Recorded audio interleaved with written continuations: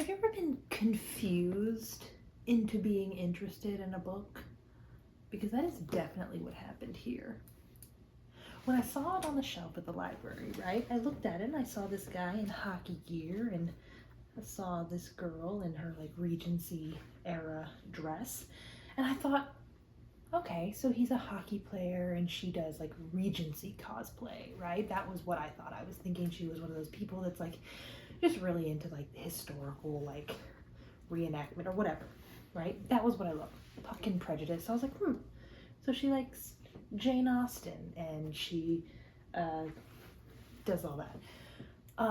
No, that is not the premise of this book. The premise of this book is actually time travel. Homeboy right here gets thrown back in time to 1812. That is what the book is about.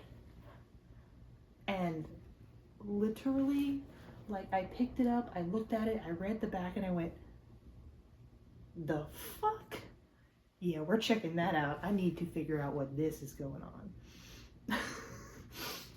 So anyways, I've read, let's see, I'm in chapter 10, and let me just tell you, it is absolutely bonkers, but I'm kind of loving it, and I will be keeping everyone updated of my progress here. Okay, so I've decided that my version of a reading vlog is going to be out of context quotes that I think were either funny or meaningful. I will not be giving any major plot points away in these quotes, but to some this might be a spoiler. If you don't think out of context quotes are spoilers, keep watching. If you do, read the book and then come back. So, here we go.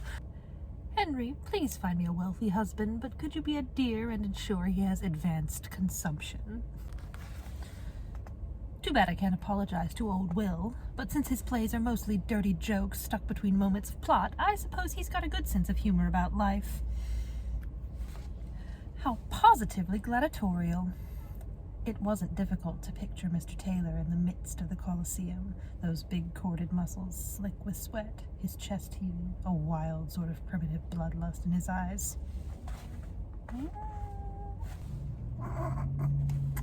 Okay, this one isn't a quote, but I think it is so silly when books will like drop little hints, not hints, I guess the appropriate literary term is allusion, to obviously like the famous literature or whatever. This one being Pride and Prejudice, duh. And there's a really, really goofy scene like that in here that I love. Sort of implying where Jane might have come up with certain scenes, because Jane Austen, actual Jane Austen, is a character in this book. That's not giving anything away. It's on the summary on the back. I must warn you, sir, if you prove false, you shall find yourself in the great beyond, Georgie concluded with a serious tone, and I dare say you will find it quite impossible to return from there. Damn, these ladies were hardcore, but he kind of respected it. Georgie barked out a laugh. I don't often have a high opinion of your sex, but you might surprise us all. You know, I just love it when a trope is troping. Like when a trope is like well executed. All right? It's like even if you see it coming from a mile away, I don't even care. If you incorporate it into the story well, it's love it. Lizzie had never read a scandalous book and dearly wanted to try one. The room resembled a dust bunny orgy, but the sheets at least appeared clean.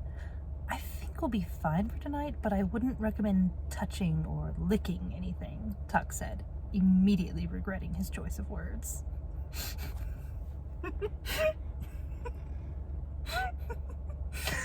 Ugh, it's so silly, but I love it.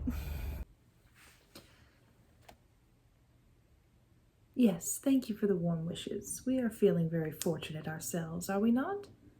If I rapture any harder, I shall be face to face with angels, Lizzie deadpanned.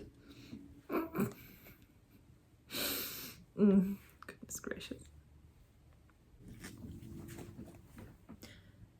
I live to annoy you another day.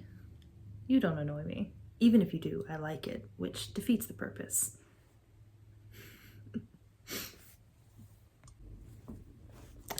I just love it when Regency authors write the most absurd names for the characters that are supposed to be like the like I don't know how to describe, but like the ones that gossip all the time and like the ones that are over in the corner judging everyone. And I just love it when those characters have these like really like hoity-toity like uptight ass names. They're so funny. Looked like he was on his way to being the Einstein of clusterfucks. That's a bar right there. That goes hard. Love it. You're not exactly Prince Charming material, he muttered to himself. Couldn't tell a waltz from a Texas two-step to save his life. A high school PE teacher had tried to teach him ballroom moves once, and it had been a disaster. He'd gotten a C, the only time he'd ever tanked a grade in that subject.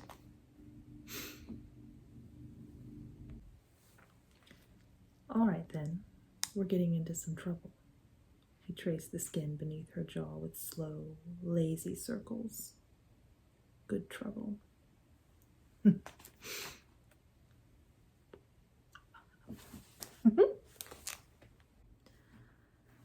I just wish I could have seen you wear my jersey one time.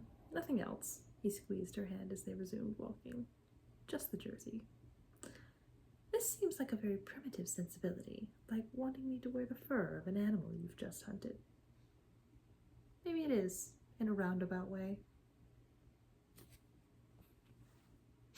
Now, why would you say something so controversial and yet so bold? Is she wrong? Is she wrong?